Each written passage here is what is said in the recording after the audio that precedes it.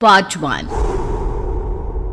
ऊंची ऊंची पहाड़ियों और घने जंगल से घिरा हुआ भैरवगढ़ गांव काली पहाड़ी के ठीक पीछे था। काली पहाड़ी यानी मौत का घर। भैरवगढ़ गांव तक पहुंचने का रास्ता बेहद दुर्गम था।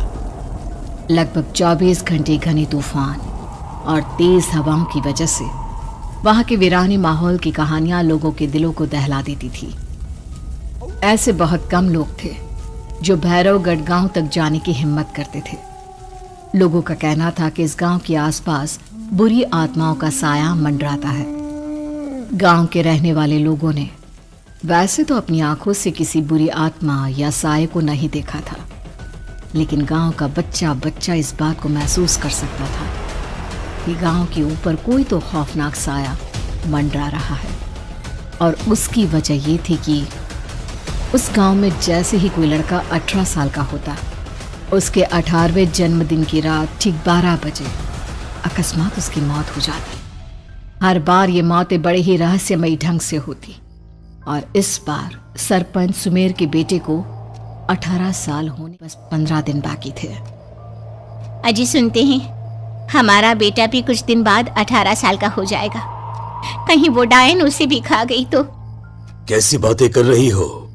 जब वो इस गांव में ही नहीं है तो कोई भी डायन या बुरा साया उसका कैसे कुछ बिगाड़ सकता है? उसे कुछ नहीं होगा। हाँ जानती हूँ, आपने उसे पढ़ाई के बहाने इस गांव से बाहर निकाल शहर भेज दिया है, लेकिन ये भी तो सच है ना कि वो बार बार यहाँ आने की जिद करता रहता है। वो चाहे कितनी भी जिद कर ले जानकी, पर मैं उसे इस गांव में कभी वापस नहीं आने दूंगा।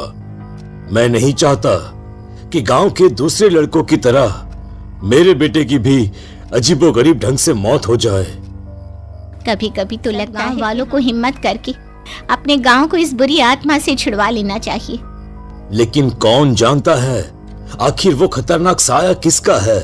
वो काली आत्मा कौन है जो रातों रात हमारे गांव के लड़कों को निगल जाती है? सुमेर और जानकी जब ये सारी बातें कर रहे थे तब रात के लगभग 10 बज चुके थे और हर रात की तरह भैरवगढ़ गांव एक भयानक काले तूफान की आगोश में था। बाहर चल रही तेज हवाएं और बारिश के बीच कभी कभी ऐसा लगता जैसे कोई बुरी तरह से चीख रहा है। किसी के तड़पने और चीखने की आवाजें गांव के कानों में बार बार टकराती, पर वहां रहने वाले किसी भी औरत या आदमी के अंदर इतना साहस नहीं था कि वो अपने घर से बाहर कदम रख के उन आवाजों तक पहुंच सके। और घर के खिड़की दरवाजे कसकर बंद कर दो। अब जानकी सब खिड़कियां ठीक से बंद करने ही लगती है कि तभी उसे अपने घर के दरवाजे पर जोर जोर से खटखटाने की आवाजें सुनाई देती है। इन आवाजों को सुनकर जानकी और सुमेर के चेहरे डर से पीले और हाथ पैर ठंडे पड़ जाते हैं। जानकी, इतनी रात कौन होगा? पता नहीं, ऐसा लग रहा है कोई बुरी तरह से दरवाजा खटखटा रहा है। अरे हाँ, पर किसी की आवाज भी तो नहीं आ रही। क्या करूं?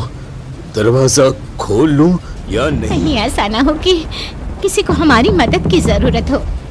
लड़खड़ाते कदमों से सुमेर दरवाजे के करीब जाता है और अपने कान को दरवाजे पर रख धीरे से आवाज देते हुए पूछता है, कौन है? कौन है वहां? तभी एक बेहद डराने वाली आवाज उसके कानों से टकराती है। दरवाजा खोलो, दरवाजा खोलो, वरना आज की रात इस गांव में कोई जिंदा नहीं बचेगा। मैं जानती हूँ तुम्हारा बेटा 18 साल का होने वाला है। अगर उसकी जान की जरा भी परवाह है तो दरवाजा खोल दो। इस आवाज को सुनते ही सुमेर घबराकर पीछे हट जाता है और जानकी को पूरी बात बताता है। कहीं वो डायन हमारे घर तक तो नहीं पहुंच गई? अब हम क्या करेंगे? मुझे दरवाजा खोलना ही होगा जानकी। मेरे पास अब कोई रास्ता नहीं है। इतना कहकर सुमेर डर से अपनी दोनों आंखें कसकर बंद करता है और कांपते हाथों के साथ झटके से दरवाजा खोल देता है। तभी किसी के जोर से हंसने की आवाज सुमेर और जानकी को सुनाई देती है। उस आवाज को सुन दोनों दरवाजे की तरफ देखते हैं और सामने अपने बेटे राहुल को खड़ा देख तंग रह जाती है। हाथ में उसका मोबाइल होता है जिसमें से वो आवाज बज रही थी। ये क्या मजाक है? और तू यहाँ, तुझे मना किया था ना गांव में आने को, समझ में नहीं आता क्या? 18 साल का होने वाला है तू। माँ, आप लोग भी पता नहीं किन अंधविश्वास भरी बातों पर भरोसा करते हैं। क्या क्या मैं अपने घर नहीं आ सकता? आप लोगों से नहीं मिल सकता? देख बेटा, हमने तुझे किसी वजह से ही इस गांव से दूर रखा था और यहां आकर तूने अच्छा नहीं किया। चल चल चल, मैं तुझे अभी के अभी वापस शहर छोड़कर आता हूं। ओफो पापा, आप बेकार की बातों से परेशान हो रहे हैं। बाहर इतना तेज अंधड़ तूफान चल रहा है, कहीं जाने की जरूरत नहीं है। मैं बस आप लोगों से मिलने आया हूं, कुछ दिन रहकर चला जाऊंगा। दिमाग खराब नहीं जानता कि इस गांव में ये सुरक्षित नहीं है। किसने कहा था तुझे यहाँ आने को? ये आवाजें सुन, बाहर से जो आवाजें आ रही है तुझे सुनाई नहीं देती क्या? अरे माँ, जब जोर से तूफान चलता है, तेज हवाएं चलती हैं, तो इसी तरह की आवाजें आती हैं। ये बहुत नॉर्मल है माँ। नॉर्मल होगी तेरे लिए बेटा। 4 दिन शहर में पढ़कर आया है तो अपने माँ बाप की बात नहीं मान सकता। माँ, मुझे भी बहुत जोरों से भूख लगी है, पहले कुछ खिला दो, और रात भी बहुत हो गई है। राहुल के वापस आ जाने से जानकी और सुमेर की आंखों की नींद उड़ गई थी। खाना खाने के बाद राहुल तो अपने बिस्तर पर जाकर सो गया, लेकिन जानकी और सुमेर पूरी रात उसके कमरे के बाहर पहरेदारी करते रहे। उन्हें पल पल इसी बात का डर था कि कहीं उनके बेटे को कुछ हो ना जाए। रात बीतती है, सुबह का सूरज निकलता है। अब जैसे ही वो राहुल को नींद से जागते देखते हैं तो उन दोनों के दिल को सुकून मिलता है। अरे माँ, पापा, आप अभी तक यहीं बैठे हैं? क्या पूरी रात सोए नहीं? जिनकी जवान बेटी की जान को खतरा हो, उन माँ बाप को नींद नहीं आती बेटा। बेटा, अब तो वापस शहर चला जा। देखो माँ, मैं किसी जरूरी काम से इस गांव में आया हूं, और वो काम पूरा होने के बाद मैं खुद यहां से चला जाऊंगा। काम? गांव में तेरा क्या काम है? पापा, मैं बचपन से ही इस गांव के बारे में बेहद इसीलिए अब मैं उन्हीं किस्सों के ऊपर डॉक्यूमेंट्री फिल्म बनाऊंगा। रिसर्च करना चाहता हूं कि आखिर सच्चाई है क्या। हे भगवान, लो जी, सुन लिया, और भेजो इसे पढ़ने के लिए शहर। मैंने आपसे पहले ही कहा था, मेरी बहन के पास दूसरे गांव भेज दो। ना ये शहर जाता और ना उल जुलूल की बात इसके दिमाग में आती।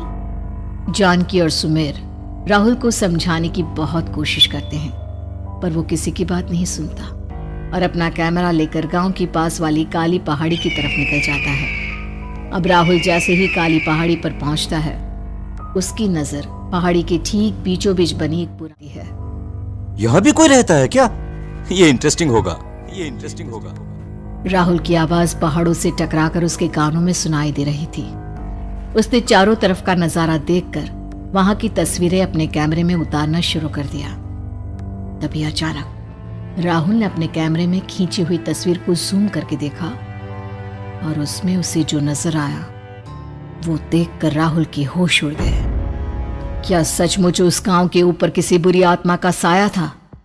क्या राहुल की जान बच पाएगी?